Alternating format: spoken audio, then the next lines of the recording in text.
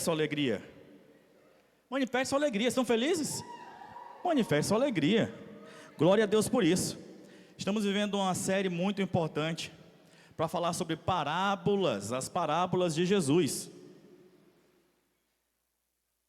E graças a Deus temos registro de muitas parábolas, são dezenas delas.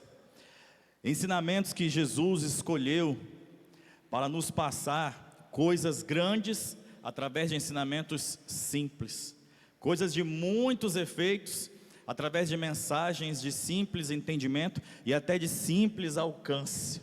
Mas eram coisas grandes, eram coisas que geraram efeitos ao público que estavam presentes. Então, eu convido vocês, assim, não somente hoje, mas depois daqui dessa reunião, que vocês possam, ao chegar em casa, pesquisar e acessar a respeito das parábolas de Jesus, os ensinamentos que Jesus trouxe através das suas parábolas.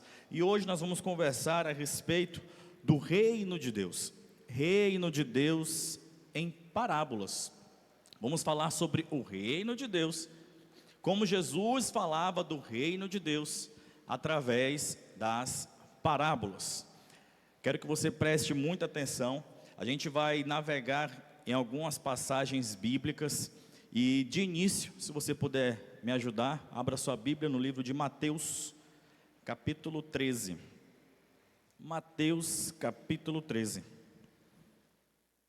Reino de Deus em parábolas. Mateus, capítulo 13.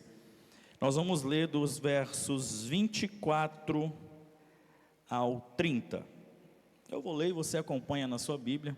E deixa a sua Bíblia aberta nessa passagem bíblica. Depois a gente vai voltar a reforçar alguns pontos. Ler também, quem sabe, outras parábolas e ser conduzido pelo Espírito Santo. Diz assim o seu versículo 24. A minha versão é aquela NAA. Jesus lhes propôs outra parábola, dizendo: o reino dos céus é semelhante a um homem que semeou boa semente no seu campo.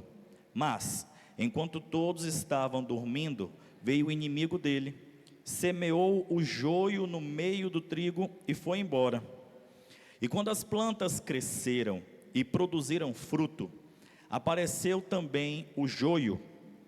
Então, os servos do dono da casa chegaram e disseram: patrão, o senhor não semeou boa semente no campo? De onde então vem o joio?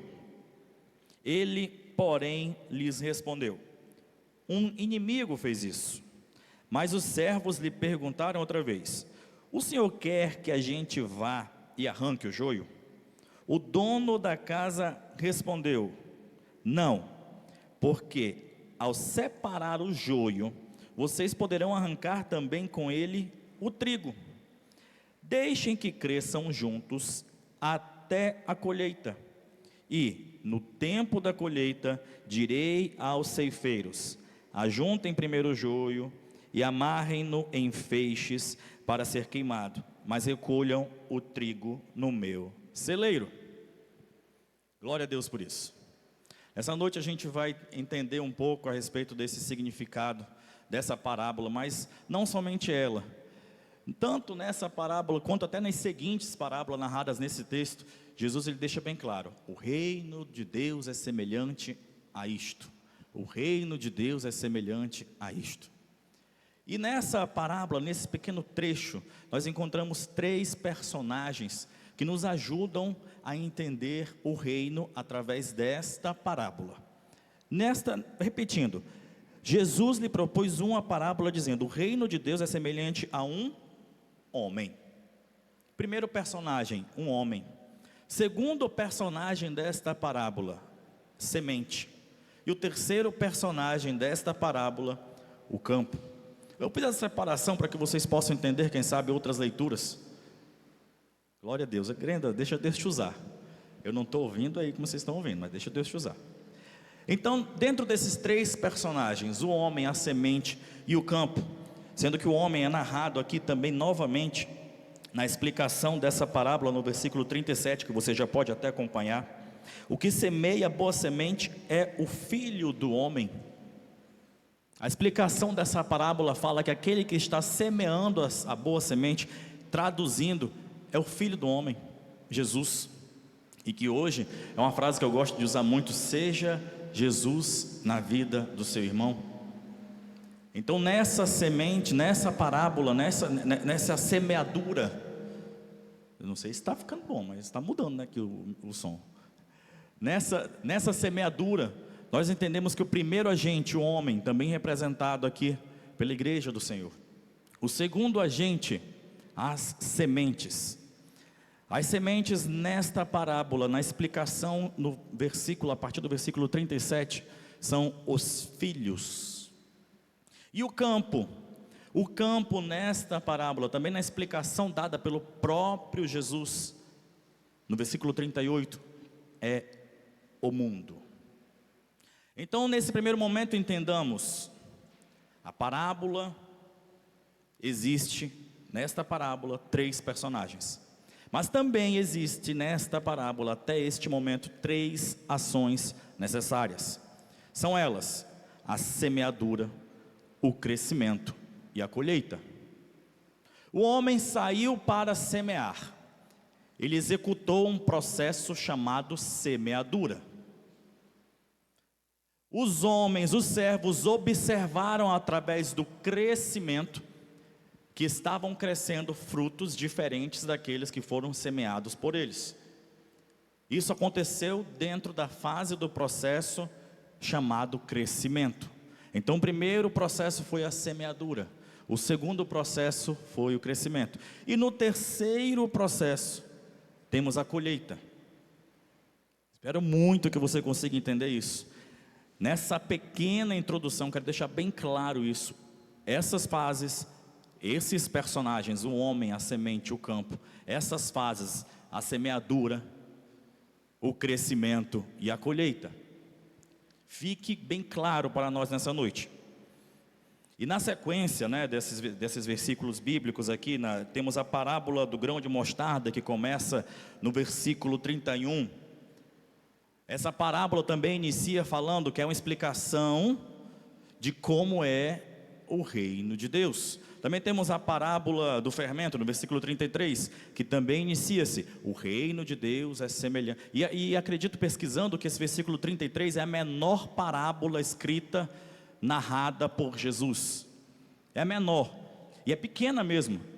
Tem, acredito que 19 palavras no hebraico.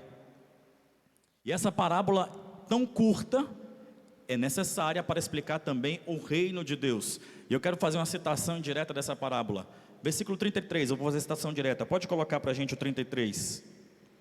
Jesus lhe contou ainda outra parábola: o reino dos céus é semelhante ao fermento que uma mulher pegou e misturou em 3 medidas, até que tudo fique levedado, até que tudo seja atingido pelo fermento. E mais uma vez, em um único versículo, Jesus explica as ações da mulher pegar o fermento, as ações da mulher fazer a atitude de espalhar em toda a massa e esperar o crescimento. Porque hoje, inclusive, o algoritmo me mostrou o vídeo, aqueles vídeos acelerados de pão sendo feito, começa desse tamanho e vai crescendo. Bolo, a mesma coisa. Vai imaginando as coisas que começam de um tamanho e por meio do fermento cresce. Isso não acontece rápido, pode ter certeza, isso demora. E essa fase, né, a fase do crescimento, ela é necessária para que no final vejamos o resultado. Para que no final, no tempo certo, vejamos o resultado. Entendido essa dinâmica, entendida essa introdução, nós vamos agora entrar um pouco mais na dinâmica a respeito do reino. E para entender um pouco mais a dinâmica a respeito do reino, aí nós vamos ter que ler um pouco mais no versículo 44, ainda do Mateus capítulo 13, uma parábola que já vai nos permitir que nós façamos dissensão entre prioridades e prioridades. E aí uma frase que a juventude, que muitos de nós usamos, né, quando alguém desmarca um compromisso com você, e você dá aquele deboche: prioridades, né, aquela debochada, prioridades. As meninas estão se identificando, os homens não fazem isso, a gente não desmarca compromisso assim. São poucos os nossos compromissos também, mas a gente não desmarca, a gente mantém. Mas é verdade, prioridades. Prioridades, elas ditam o que temos de pouco. Prioridade, elas ditam a ordem de como vamos fazer as coisas, né? Prioridades. Leiamos Mateus capítulo 13, versículo 44, um único versículo cheio de muita coisa. O reino dos céus é semelhante a um tesouro escondido no campo, que um homem achou e escondeu. Então, transbordante de alegria, vai, vende tudo o que tem e compra aquele campo. Esse homem, ele fez uma coisa chamada conheceu a verdade. Traduzindo e aplicando para os dias de hoje, esse homem conheceu a verdade. Quando ele descobriu o tesouro nessa parábola, lembrando que parábolas são histórias criadas por Jesus, alegorias criadas por Jesus para ensinar de maneira pequena algo grande. Então, na medida que eu for citar de maneira direta ou indireta as parábolas, lembre-se, não estou falando de personagens que existiram. Eu estou falando de personagens que foram criados para esta alegoria por Jesus, e na mesma forma nós podemos aplicar em nossas vidas, porque essas parábolas, para a glória de Deus, não vieram com data de validade. Elas duram e perduram e farão efeito ainda por anos e anos na nossa vida até a volta de Jesus. Então este homem nessa história conheceu a verdade. No trecho que fala, achou o tesouro. Esse homem também, ele preservou a verdade. Guardem isso no coração de vocês. Ele conheceu a verdade. Ele preservou a verdade. Como é que ele preservou a verdade, irmão Rodrigo? Ele escondeu. Ele escondeu antes de comprar. E esse esconder não é um ato de mesquinha, não é um ato de ser sovino, é um ato de preservação dentro dessa história. Ele preservou para que essa verdade não ficasse correndo risco, não ficasse vulnerável. Como é que a gente faz isso? Meus irmãos, quando a gente conhece a verdade, quando a gente aceita Jesus, quando a gente reconhece que Ele é o nosso Deus, nós devemos preservar o nosso coração, nós devemos preservar a nossa conduta, nós devemos preservar o nosso caminhar. Eu sou cristão, pois agora eu vou todo dia, mesmo assim, continuar indo para o local aqui da frente, condado. Você tem certeza que essa é uma atitude de preservação do tesouro que existe em teu coração? Mesmo assim, Jesus, Ele me basta, eu estou salvo, pela graça de Deus eu atingi a salvação, e agora eu vou deixar essa verdade, eu vou deixar esse ato de mudança de maneira exposta e vulnerável, sem protegê-la. Aquele homem da história, quando ele preservou, quando ele enterrou, ele tirou a verdade de qualquer risco. Ele tirou a verdade de qualquer vulnerabilidade. Ele jogou algo por cima. Ele colocou barreiras de proteção. Ele cantou, ele adorou, ele leu a Bíblia, ele procurou andar bem acompanhado, ele procurou ter testemunho, ele procurou carisma, ele procurou ter frequência com a comunidade de fé na igreja. Ele procurou o ministério plug da igreja e disse: eis-me aqui, eu quero enterrar, proteger e preservar a minha vida com Deus através do serviço ao Senhor. Ele fez isso. Ele teve o talento. Esse homem que achou essa verdade, esse homem que achou esse tesouro, ele também tinha um dom de tocar algum instrumento. Ele procurou a grenda e falou: quero participar de uma audição e quero servir ao Senhor com o talento que Ele me deu.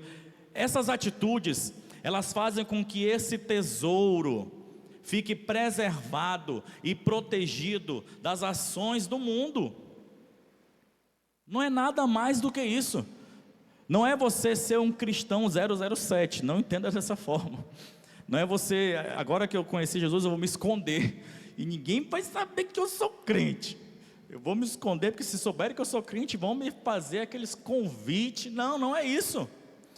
Quanto mais você se aproxima de Deus, mais distante você fica de receber qualquer ação por meio de vulnerabilidade dessas ações dos convites mundanos. Menos interessante fica. Menos interessante fica cada tentação dessa que você recebe, porque você está protegendo e preservando a tua fé, a tua intimidade, a tua salvação em Deus. Continuando, esse homem, nessa passagem do versículo 44, dessa parábola do tesouro escondido, ele vendeu tudo o que tinha e comprou. Essa é uma atitude que requer um cuidado muito grande na nossa interpretação. Não é um convite, a palavra de Deus, quando fala isso, ela não é um convite para que você saia daqui hoje e venda tudo que você tem para servir a Deus. Não é um convite a isso. É um convite para que nós tenhamos a prioridade correta. E nada nos fará falta. E de nada terei falta. Mesmo que me falte a vida, isso é forte. Mesmo que me falte a vida, eu seguirei com o Senhor. O nosso Senhor, Ele vale esse preço, até o preço de vida. O nosso Senhor, Ele vale realmente o preço, se possível for, de perder a minha casa, os meus bens. Mas não é esse convite que Ele está falando. Mas se nós não tivermos coragem de abrir mão da nossa vida por Jesus, que é um ato muito grande, como é que esses pequenos outros atos terão valor diante de Deus? Até porque a moeda que existe no céu, não é essa moeda nossa, não. A moeda de troca lá no céu não é o mesmo monetário que a gente conhece.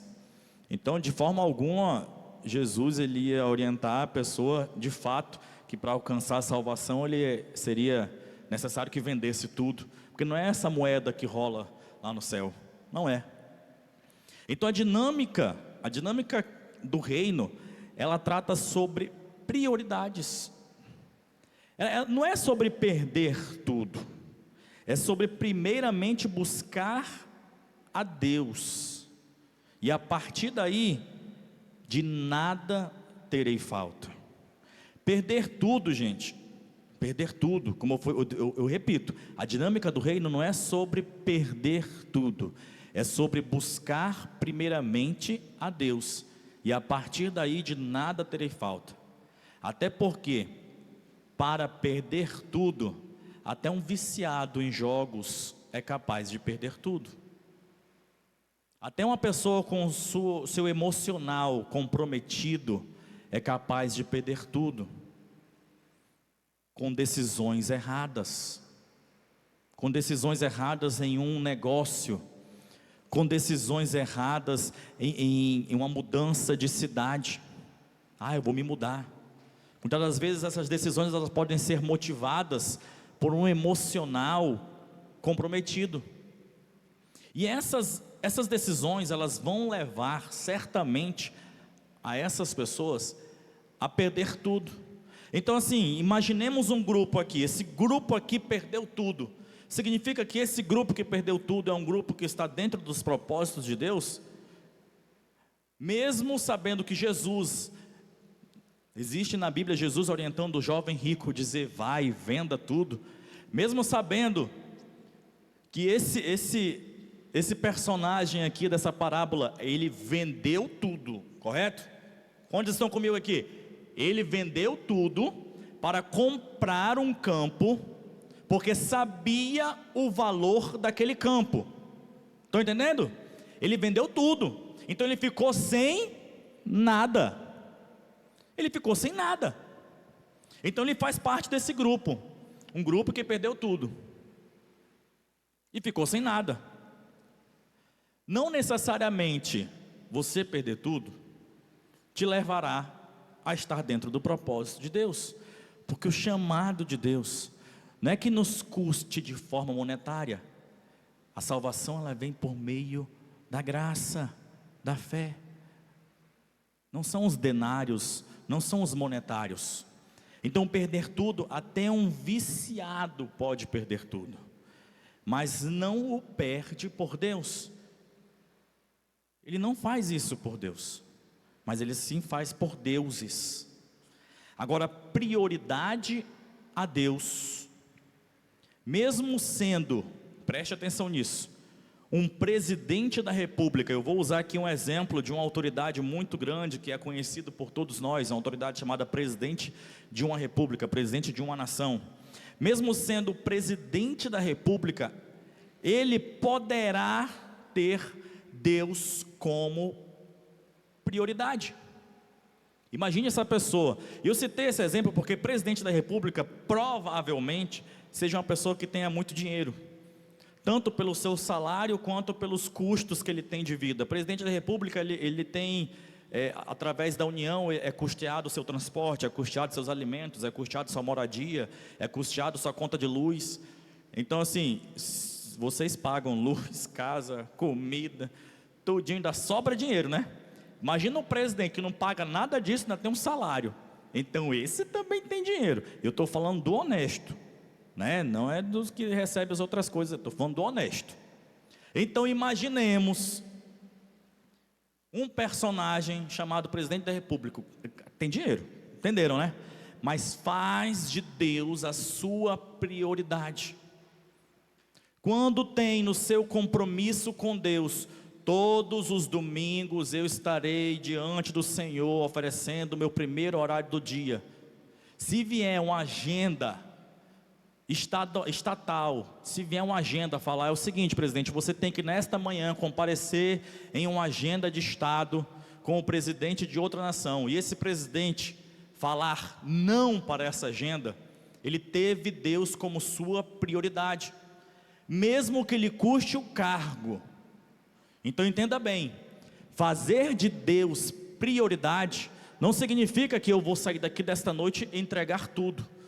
A dinâmica do reino é que nós tenhamos certo em nosso coração de que o reino de Deus é semelhante a esta parábola, que nos coloca na vontade de ter a prioridade de estar sempre na obra, semeando, atuando dentro da nossa congregação, guardando o nosso coração como um tesouro escondido, e não vender tudo. É muito cuidadoso, porque hoje nós vamos conversar também sobre o jovem rico. De nada terei falta, é muito diferente do que nada vai me faltar, tá? Guardem isso no nosso coração, de nada terei falta, é muito diferente do que nada vai me faltar. Porque o nada vai me faltar, muitas das vezes dá uma ideia de que eu quero ter tudo, e se eu não tiver tudo, e esse quero ter tudo, e não acontecendo isso, nos dará frustrações, né? Nos dará momentos de angústia. Eu ainda não alcancei aquilo que eu quero, eu ainda não alcancei aquilo que eu programei, e isso desperta em nós ansiedade, isso desperta em nós gatilhos que nos levam a ficar angustiado, isso desperta em nós sensações de desconforto, desapontamento, tristeza. E a palavra de Deus, ela é clara, nos afirmando que de nada terei falta, até mesmo se nada tiver. Porque o jovem, ou melhor dizendo, o homem que vendeu tudo para comprar aquele tesouro, aquele campo que tinha aquele tesouro, ele ficou sem nada.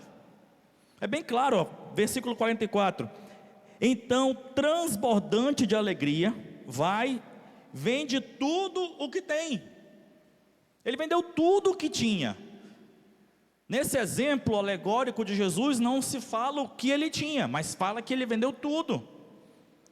Mas que com alegria, ele tomou posse dessa verdade. O preço para esse exemplo foi tudo. E o preço para a nossa vida, muitas das vezes, pode ser o nosso tempo, a nossa agenda apertada. Nós temos que vir para a igreja com nossos filhos. Nós temos que passar por segunda, terça, quarta, quinta e sexta, fazendo curso na igreja, trabalhando de dia, cuidando da casa de dia, tendo que dar conta do emprego 1, do emprego 2, né? Quem for pai do Cris aí entende isso. tendo que dar conta da família, e aí de noite vir para a igreja fazer carisma, e aí sábado está no Legacy, e domingo de manhã cantando. O pessoal que canta, gente, eu vou dar um spoiler para vocês, às vezes eles vêm de manhã e de noite. Vocês que só vêm de manhã, vocês precisam, experimenta vir de manhã e de noite, você vai ver a cara daquela irmã, daquele irmão de manhã e de noite aqui. Não é pagamento não, tá? É amor, tá bom? Isso aí é o quê? É o preço que essa pessoa está colocando no reino de Deus, para viver a dinâmica do reino de Deus. E quando eu disse para vocês, acho que agora faz sentido, a moeda do céu é diferente.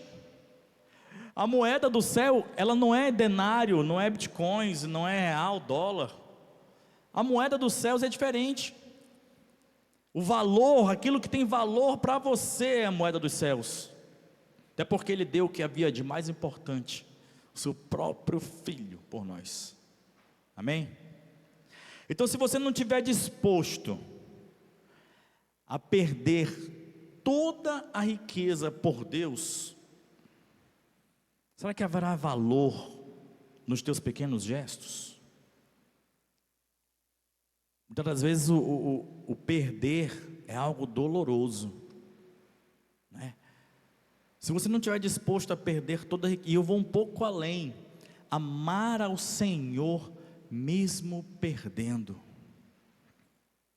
A nossa fé em Deus, ela age muitas das vezes dentro da esperança de que eu vou atingir algo, ou seja, eu quero, né, obter uma espécie de vantagem.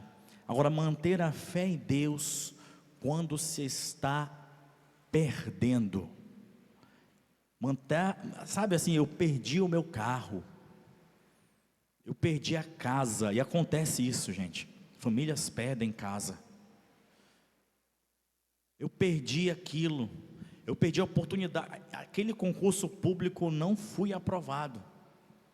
A fé em Deus agindo por meio da perda, aqui nesse ponto de vista horizontal, manter a fé em Deus nisso, a gente vai se assemelhar à dinâmica do reino, quando soubermos que perder riquezas em Deus tem muito valor no reino. Se nós soubermos que perder riquezas em Deus, e mesmo sem perdendo, os nossos pequenos gestos terão muito valor, porque mesmo sem perder riquezas, num exemplo em que a pessoa não perdeu nada, mas ela tem aquele compromisso de vir tocar sábado aqui, aquele compromisso, o jovem vai lá tocar sábado, e aí aquele teu grande amigo, ou então a tua empresa, o teu trabalho, vem aquele convite voluntário, fala, vamos sair hoje, vamos conversar hoje, e você fala para ela, mas eu tenho um compromisso sábado, mas você pode faltar hoje. Dentro desse exemplo, um dos agentes viu a tua participação na igreja como um pequeno gesto. Dentro desse exemplo, um dos lados viu a tua atuação na igreja como um pequeno gesto. E pode ser que a tua falta não traga prejuízos para o andamento do culto, mas se você tiver valor dentro desse pequeno gesto, você terá entendido a dinâmica do reino. Porque se você consegue abrir mão fácil desse pequeno gesto, provavelmente você não consiga abrir mão de riquezas para viver em Deus. Se facilmente você cede a esses pequenos gestos, provavelmente você não consiga perder a sua vida por Deus. Provavelmente você não consiga entender os processos de Deus na sua vida. Então dê valor a esses pequenos gestos, para que você possa talvez entender melhor o que é a dinâmica do reino. Voltando à parábola inicial do joio, no versículo 25 diz o seguinte: mas enquanto todos estavam dormindo, veio o inimigo dele e semeou o joio no meio do trigo e foi embora. Preste bem atenção nisso. Ele colocou o joio no meio do trigo e foi embora. Mas ele não semeou junto com o trigo. Ele esperou um momento oportuno. Neste exemplo, ele não colocou o joio junto com o trigo. Surge então aí uma tríade entre motivação, técnica e oportunidade. Ele teve motivos para fazer depois. Ele não fez junto com o trigo. Preste bem atenção nisso. Na medida que está sendo semeado na nossa vida alguma coisa, o inimigo das nossas almas não vem semear junto. Às vezes a gente chega em casa, aí a semente é lançada, né? Às vezes a gente sai daqui da igreja, abre o celular, aí a semente é lançada. Dias depois, né, o profeta te falou algo, e dias depois, no teu trabalho, a semente oposta, ela é lançada. E você às vezes não percebe, mas não é junto, não é do mesmo tempo. Na medida que eu estou ministrando aqui para você o trigo no teu coração, não é nesse mesmo momento que estará sendo ministrado o joio. Isso nos faz ocupar uma posição de vigilância. Glória a Deus. Está abrindo. Vigilância constante. É agora. Qualquer coisa a gente corre, né? Saída de emergência tem, né? Então, nessa tríade apresentada, vai abrir. Para sair, a gente sai. Vamos tentar continuar com a porta abrindo. Eu lembro, sabe de quando? Quando a gente entrava por aqui no sábado. Quem é dessa época? Sério, gente? Vocês, olha. Quem é dessa época? É sério, eu quero ver. Olha, vocês também? Eu também sou da época de duas garrafas. Vocês não são? Ah, quem não é dessa época que a gente entrava por aqui? São poucos, né? Gente, a gente entrava por aqui na igreja, todo o culto. Aqui era igual, né? Mas a entrada era aqui. Aí eu viajei.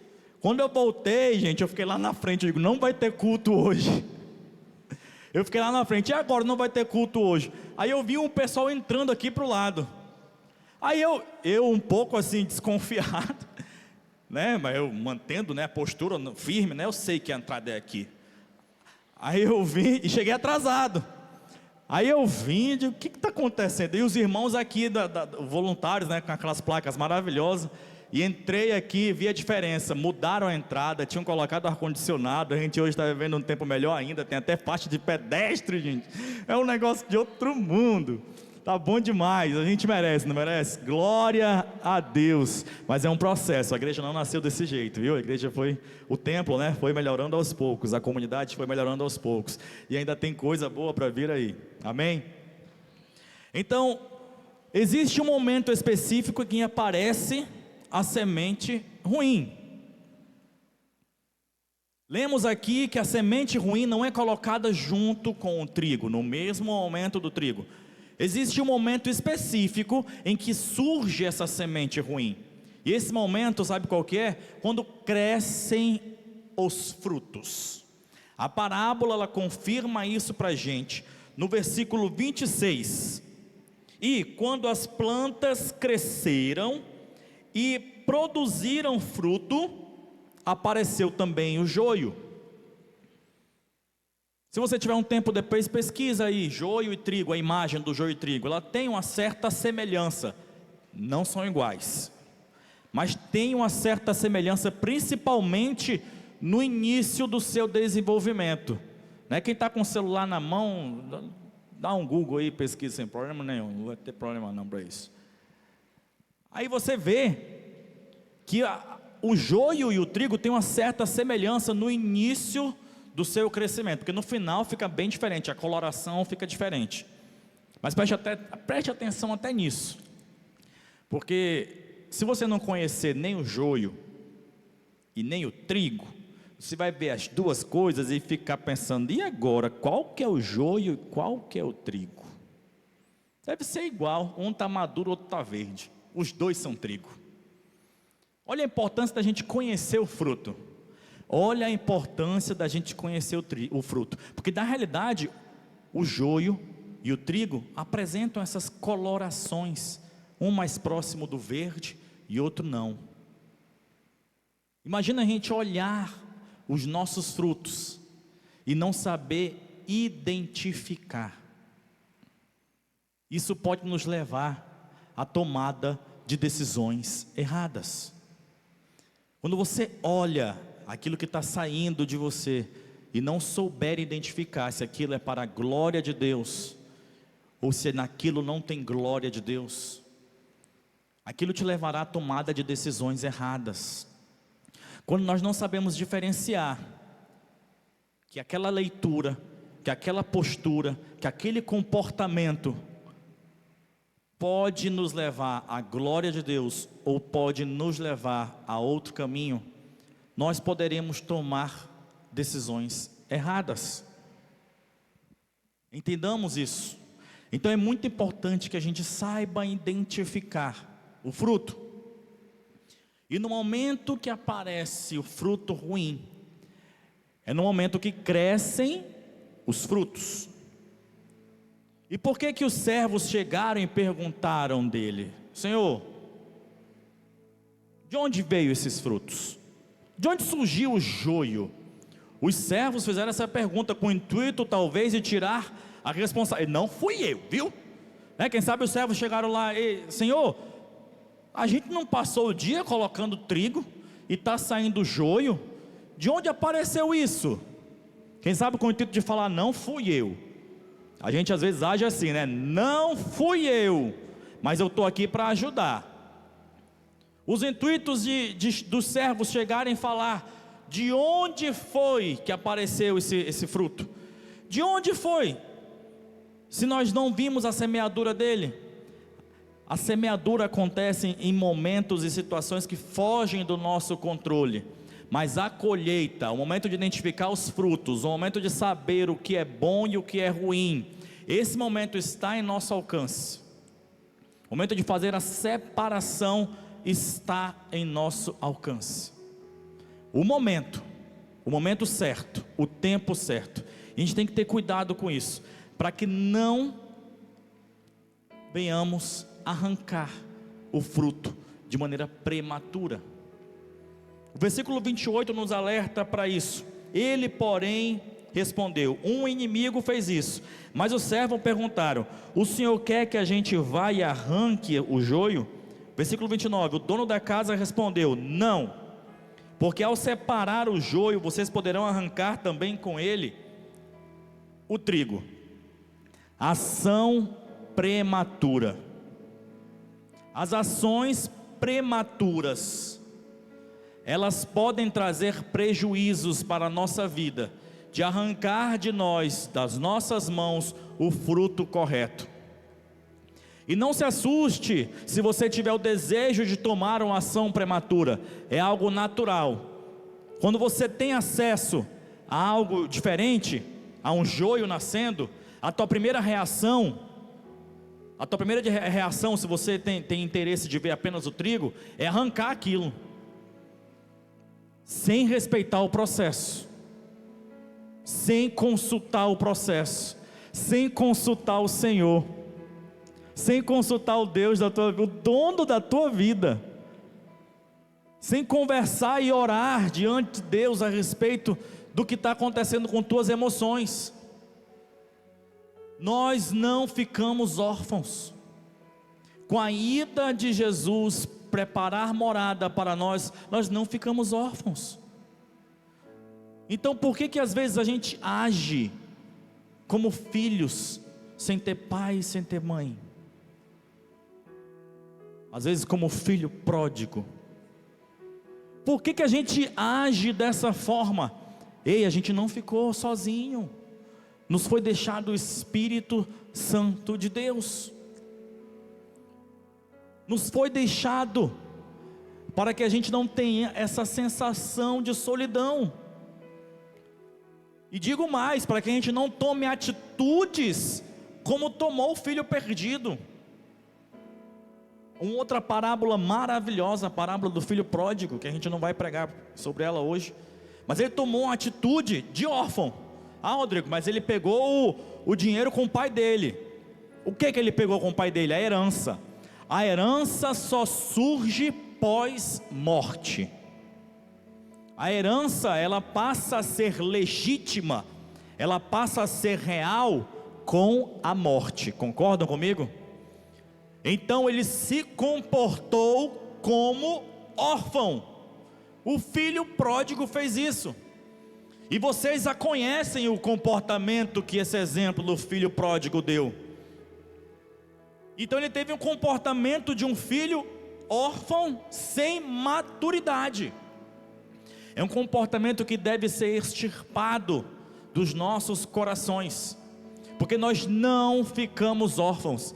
E não aceite que o inimigo das nossas almas tente colocar isso na tua cabeça, que ao passar dos dias, ao passar dos anos, algumas coisas não estão acontecendo diante de nós, e aí vem aquelas perguntas: meu Deus, mas eu já tenho essa idade, não aconteceu aquilo, meu Deus, mas eu não alcancei aquilo, meu Deus, mas eu não vi aquilo. Não haja como órfão, como um filho abandonado. Não façam esses questionamentos, se antes saber que para atingir a dinâmica do reino, o pouco com Deus é muito insuficiente, é muito innecessário, é muito e de nada mais teremos falta. E eu digo para vocês, eu não me preocupo se um dia todo aquilo que eu tenho de receita financeira for retirado, desde que me reste a fé em Deus. E esses dias orando aqui, esses dias não, faz um tempo orando aqui, eu pedi a Deus para que Ele me mostrasse uma forma de amá-lo. E Ele foi bem assim, Ele me amassou mesmo, não tem pena não. Me ame até se te tirar a filha. E aí eu chorei ali, ainda bem que estava escura a igreja. Perder aquilo que você tem mais valor e mesmo assim continuar amando ao Senhor é a dinâmica do reino.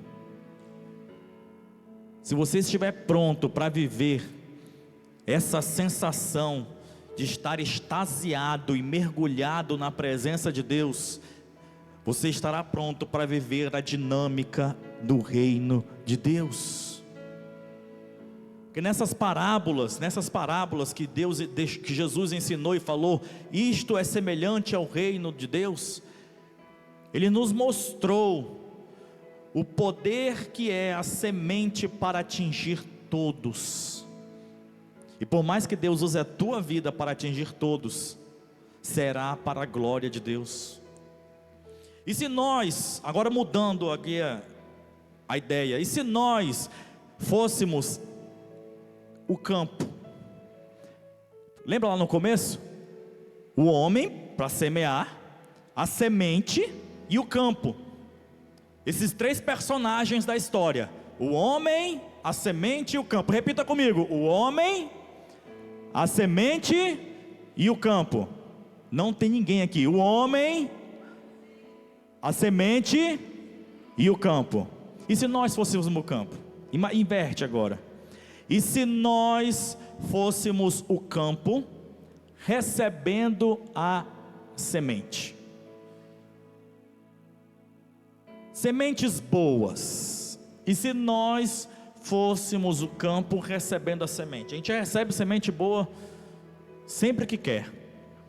Mensagens, oração, carisma, seminários, sementes boas. E as sementes ruins, meus irmãos? E as sementes ruins, legacy? O orgulho. Nós, sendo campo, recebendo sementes que produzam frutos, chamado orgulho. E existem ações ativas ou passivas que nos fazem gerar estes frutos. Imagina uma fruta chamada joio orgulho, capaz de enganar. se não for vista com atenção. Lembra quando a gente conversou agora há pouco, alguns minutos, sobre a importância de saber identificar o joio e o trigo? Sobre a importância de saber qual que é o joio e qual que é o trigo. Gente, é importante demais saber identificar o que é orgulho nas nossas atitudes. O que é o orgulho florescendo desse campo. É muito importante saber identificar, porque muitas das vezes nós estaremos tomando decisões pautadas no orgulho, sem perceber, sem ouvir e sem aceitar que aquelas atitudes são atitudes pautadas no orgulho. E não é porque você quer ser orgulhoso, é porque você não está sabendo enxergar que aquele fruto na realidade é um joio. Voltando para a parábola, o inimigo semeou o joio perto do trigo, para nos confundir. Vocês estão entendendo? Para nos confundir. Então o orgulho, ele sai desse campo não é para assustar, é para confundir. E se ele vem para confundir, ele vem com a roupagem parecida com o trigo. Orgulho nas nossas atitudes. Às vezes a gente está acreditando que aquela atitude é uma atitude de trigo. É uma atitude de trigo, mas não. Aquela recusa,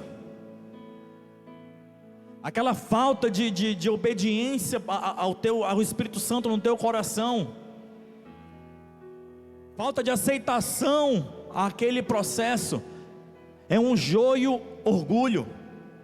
E nós recebemos isso até de maneira passiva, porque aconteceu no nosso passado muitas das vezes alguma coisa e nos levou a ter essas atitudes. O joio orgulho pode nos levar à tomada de decisões erradas. E o joio trauma? Imagine o joio chamado trauma. E é mais um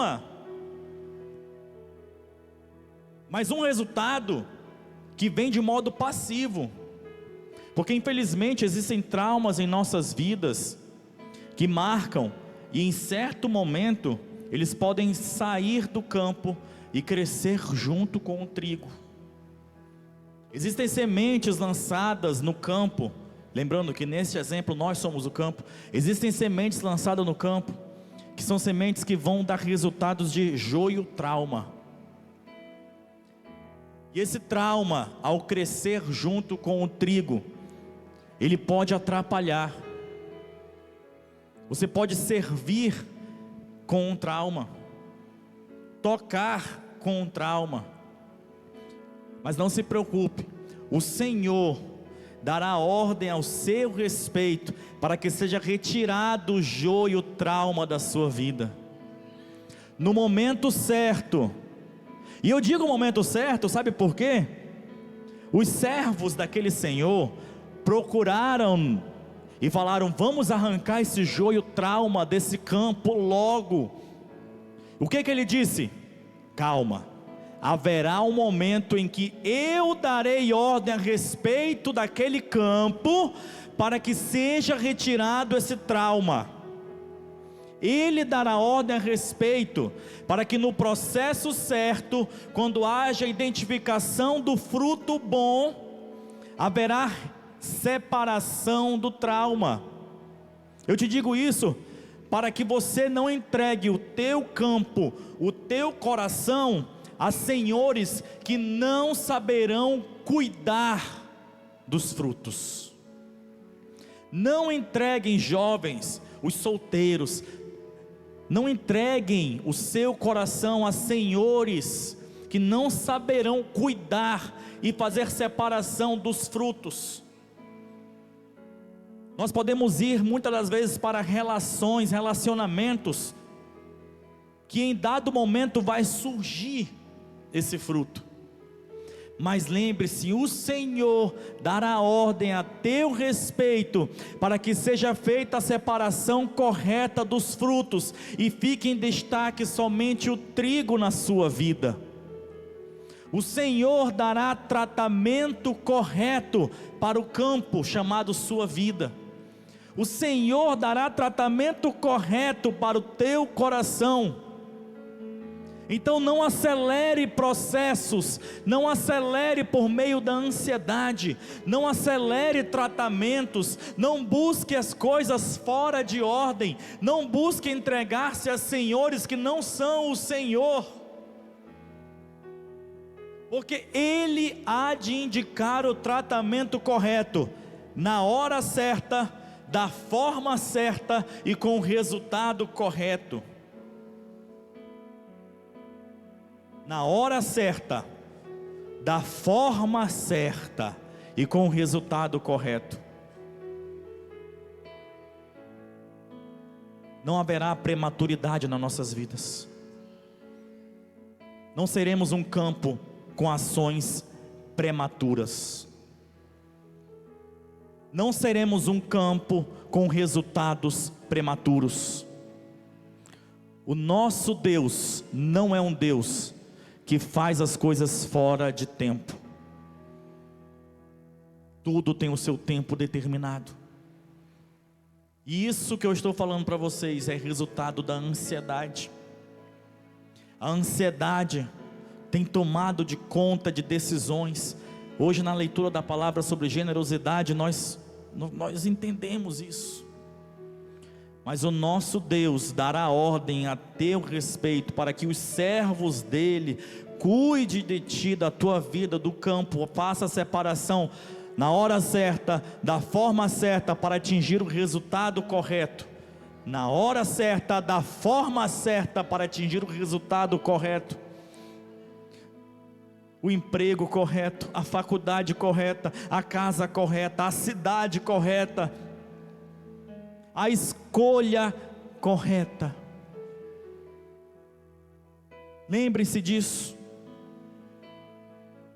E se nós fôssemos a semente? Prometo que já estou terminando, porque agora nós refletimos se nós fôssemos o campo. E se nós fôssemos a semente? Sabe que a semente depois ela vira fruto, tá? E se nós fôssemos a semente, em que momento nós nos comportaríamos como joio? Em que momento nós nos comportaríamos como trigo? E agora eu vou fazer um link muito importante com a parábola do filho pródigo. Abra sua Bíblia em Lucas, capítulo 15. Glória a Deus. Lucas capítulo 15.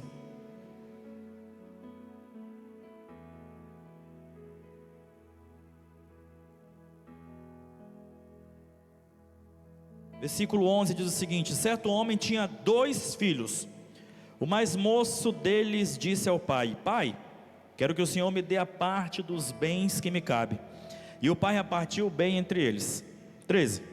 Passados muitos dias, o filho mais moço, ajuntando tudo o que era seu, partiu para uma terra distante e lá desperdiçou todos os seus bens, vivendo de forma desenfreada. Depois de ter consumido tudo, sobreveio àquele país uma grande fome, e ele começou a passar necessidade. Eu paro aí. O comportamento desse filho perdido, ele foi um comportamento pautado pela ansiedade, porque ele quis antecipar um resultado. Ele quis antecipar a morte do pai. Ele quis antecipar o momento de receber a herança. Antecipação de herança, no versículo 12 já é bem claro isso. Antecipação de herança. A ansiedade o fez antecipar processos. E o resultado nesse exemplo é que o filho, além de ter se perdido, ele perdeu tudo o que tinha. Agora faz um exercício comigo aqui rapidinho, olha aqui para mim, faz um exercício comigo aqui rapidinho. Imagina se ele tivesse recebido a herança no tempo certo. Imagina se ele tivesse recebido a herança quando fosse um jovem mais maduro. Certamente o resultado não teria sido esse. Vejamos nesse exercício a importância de não antecipar processos, a importância de tomar decisões maduras, a importância de não tomar decisões prematuras, a importância de afastar da nossa vida a ansiedade, a importância de descansar no Senhor, a importância de receber as coisas no momento certo. Esse exercício nos ajuda a chegar nessa conclusão. O filho pródigo antecipou um processo, se tornando uma semente joio. Lembrando que no exemplo da parábola do texto base, o joio, aos olhos do servo, iria fazer com que os servos tomassem uma decisão precipitada. Comportamentos de joio nos levam a tomar decisões precipitadas. Quando você estiver observando isso na sua vida, que algumas coisas no passado, ou até mesmo no dia de hoje, estão tomando rumos precipitados, provavelmente você não está esperando o Senhor da tua vida cuidar de tudo no tempo certo, dar ordem a teu respeito, cuidar das coisas na forma certa, do tempo certo e com o resultado correto. Em que momento a gente se comporta como trigo? Nessa mesma parábola,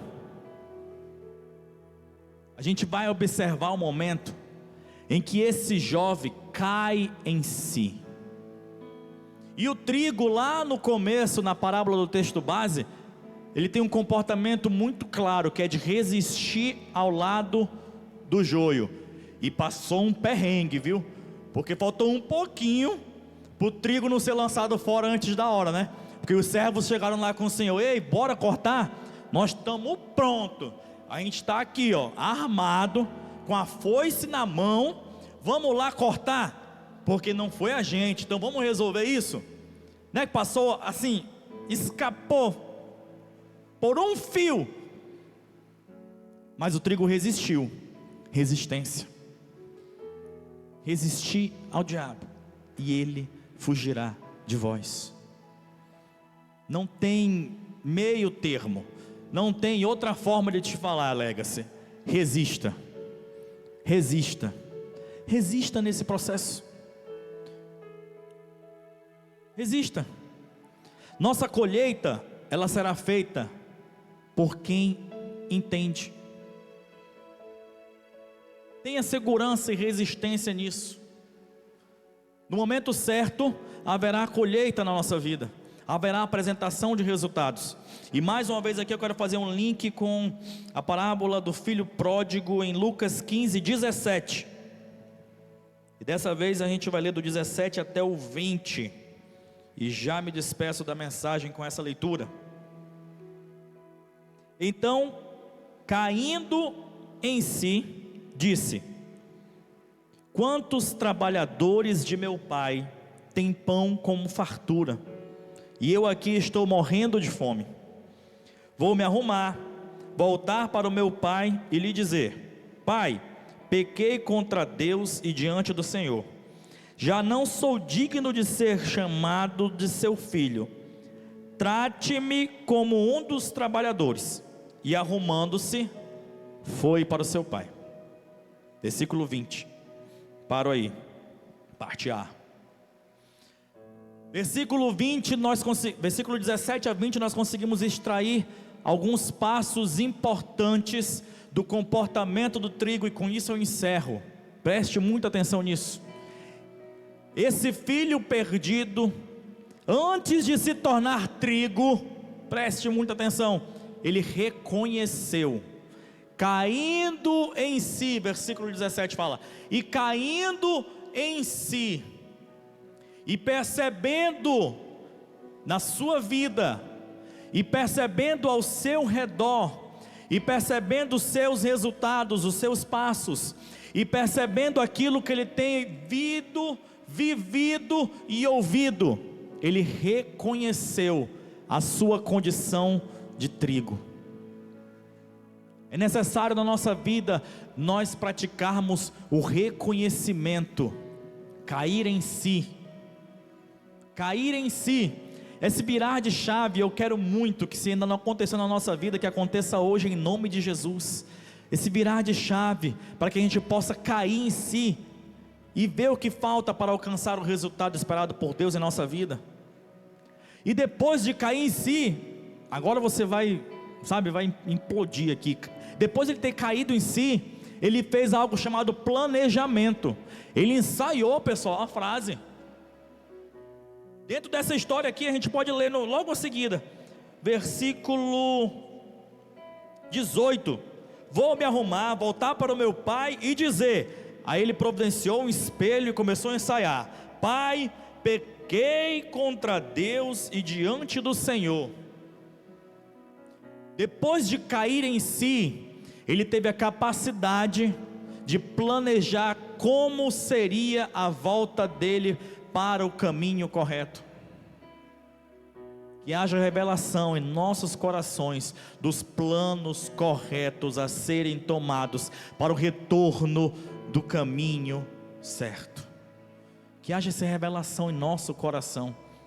Nós não somos órfãos. Nós não somos órfãos. Nós somos filhos de um Pai vivo, que nos deu herança no momento certo. Você não é órfão, você não é órfã. Você não é abandonado, você não é abandonada. Não deixe o inimigo te enganar. Não deixe as tuas atitudes te prenderem nisso, porque às vezes você pode pensar que você já está no fundo do poço e que não tem mais jeito. Eu já cheguei até aqui, eu já toquei aonde eu não deveria ter tocado, seja prostituição, seja crime, seja roubo, seja qual for o nome desse pecado. Não pense que não tem mais jeito. Há momento sim de você reconhecer, de você planejar, ter a revelação no seu coração do plano correto. A gente está em novembro de 2023, e eu acredito muito que ainda em 2023 há de acontecer coisas maravilhosas em nossas vidas. Está acabando o ano, não tem mais jeito. Não vai ser nesse ano. Vai ser sim nesse ano. Pode ser sim hoje. Pode ser sim neste ano. O emprego pode chegar neste ano, gente. Isso é verdade. Aquele sonho pode voltar a ser sonhado ainda este ano, e isso é verdade. O ano de 2023 ainda pode ser sim um ano de portas abertas. Está acabando o ano e o Rodrigo está falando isso, eu estou, porque esse calendário não foi organizado por Deus, tá bom? Esse calendário aí, de que está acabando o ano, está acabando o ano para algo que a gente organizou, mas não está acabando o ano, não está acabando as oportunidades, não está acabando a ação de Deus na sua vida. Então pode sim esse ano ainda acontecer aquilo reservado de Deus, mas nós precisamos ter posturas e comportamentos que nos coloquem diante do Senhor, para que Ele possa cuidar da limpeza necessária. E nessa noite, muitas das vezes, nessa mensagem a gente foi levado a pensar na separação do trigo e do joio. Quem sabe é necessário fazer uma limpeza, sabe? Uma limpeza na nossa casa, naqueles objetos, no celular. Aquele contato não precisa existir mais. Não precisa. Eu sou radical, eu sou do bloqueia. Pra quê?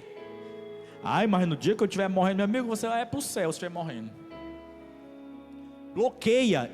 Você não precisa mais. Você não precisa. Na parábola do texto base, o joio foi arrancado e não foi colocado naquela pasta arquivados. Ele não foi não. O joio não foi colocado naquela pasta bloqueados. Ele foi queimado, lançado fora e teve o tratamento de joio. Se separa disso. Se separa de uma vez disso. Para com isso. Tem espelho na casa de vocês? Eu sei que tem espelho. Eu conheci casas que não tem talvez lixeira no banheiro, mas tem espelho. Tem espelho na casa de vocês? Então se enxerga lá diante do espelho. Olhe para quem você é e veja que você é um trigo separado, eleito, semeado por Deus, crescer em Deus, frutificado em Deus, escolhido por Deus, cuidado por Deus, vigiado por Deus. Porque enquanto os servos dormiam e o inimigo veio semear o joio, ele não arrancou o trigo. Ele poderia ter arrancado e pisado no trigo, é ou não é? Ele poderia ter destruído o trigo.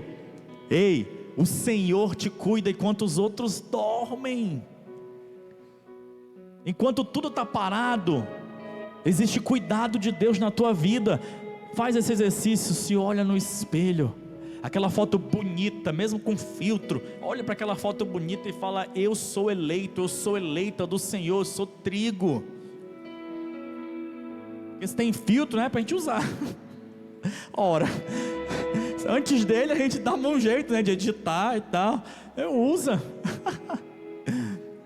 Mas você é escolhido, você é escolhida de Deus.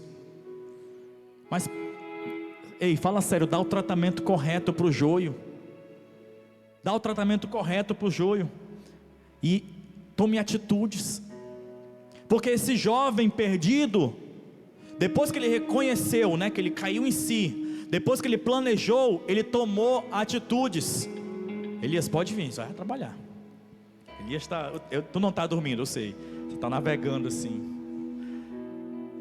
Mas tinha um que estava dormindo, gente. Quando eu levantava a voz, não era grito pentecostal. Era para acordar dois que eu vi dormindo. E deu certo.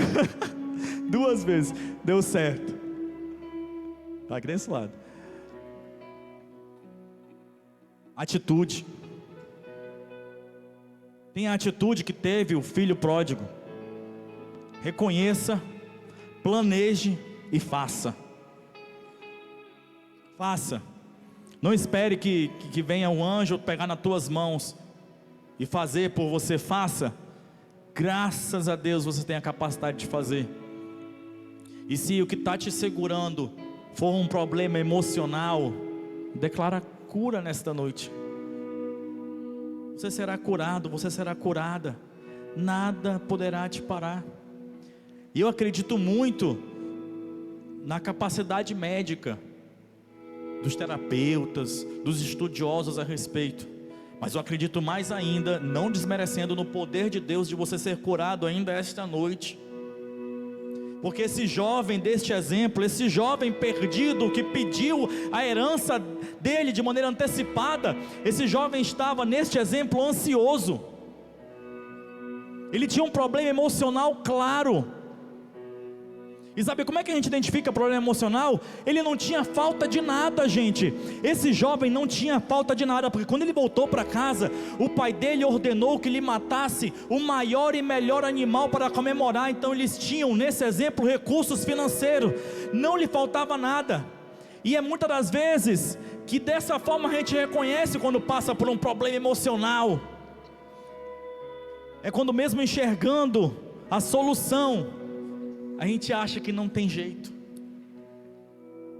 Seremos curados. Se isso estiver acontecendo nesta noite com alguém, seremos curados em nome de Jesus. Fique de pé. E com essa direção nós vamos orar também por essa cura.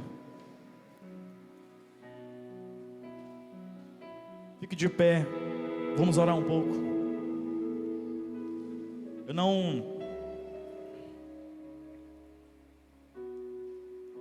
não sabia ainda sobre o direcionamento de Deus a respeito dessa oração final, mas a gente vai orar por essa cura.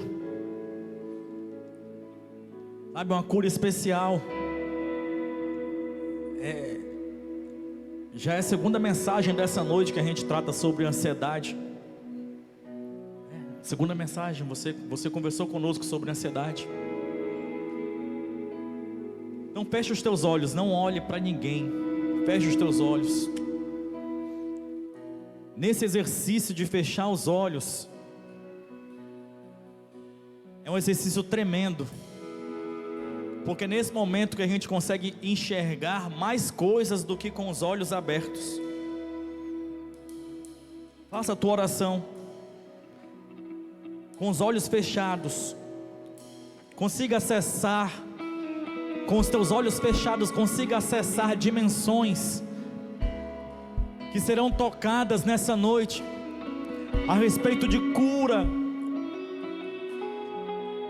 e o Espírito Santo de Deus se manifestando até no teu natural, até no teu corpo. Quando você sentir vontade de chorar, você chora, porque é a prova viva de que você não está órfão, é a prova viva de que você tem Deus, que você não é órfão, que não haverá atitudes pautadas por ansiedade, que não haverão atitudes pautadas por debilidades emocionais. Nós não aceitamos isso. O Deus que te chamou, o Deus que te protege durante a noite, o Deus que te protege enquanto o inimigo semeia o joio, o Deus que te protege enquanto o inimigo planeja ao teu respeito, Ele é poderoso o suficiente para te curar. Não haverá ansiedade, não haverá debilidade emocional, não haverá debilidade na nossa tomada de decisão que comprometa o nosso futuro. Nós não somos filhos prematuros. Eu declaro nessa noite que nós não somos filhos ingênuos, prematuros, ansiosos, que fazem requerimentos fora do tempo, que fazem anseios fora de forma, fora de tempo. Meu Deus, nesta noite eu quero orar por esta geração, por cura. Visita o coração de cada um deles e cura. Deus, que não caiba espaço para a ansiedade. Espírito Santo de Deus, preenche os nossos corações. Se até este momento não há alegria no servir, não há alegria no perder tudo por Deus, que nós possamos conhecer e experimentar o sabor que é te amar. Amar a Deus como se não houvesse o amanhã, porque Ele pode voltar ainda hoje, ainda hoje, ainda hoje. Maranata. Deus, que não haja espaço em nosso coração para ansiedade, para decepção, para frustração, para prematuridade. Nós não seremos prematuros em nossas decisões. Eu sei que assim como o Senhor daquela parábola, que deu ordem a respeito do trigo, o Senhor, meu Deus, dá ordem a nosso respeito, dá ordem a teu respeito, homem, mulher, moço e moça, dá ordem a teu respeito para te guardar e te proteger no teu crescimento, assim como aqueles trigos foram protegidos durante o crescimento daquele campo. Nós estamos protegidos durante o crescimento neste campo chamado terra, onde estamos plantados. Nós estamos sendo protegidos, fora da foice, fora da ação do inimigo, fora da ação do homem mau. Não haverá espaço para outro cuidado senão o teu. Deus, cura esta geração, nos cura, Deus, que venha o teu reino e nossa mente possa saber a dinâmica do reino, estar prontos para a dinâmica do reino. Deus, usa-nos, prepara-nos, nos dê revelações dos projetos, para que esses projetos possam nos levar a todos os lugares do teu desejo, do teu coração. O fim é bom, Deus é bom.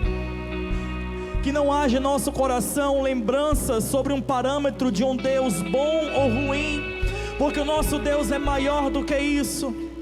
Sem ansiedade, sem ansiedade, sem ansiedades, em nome de Jesus.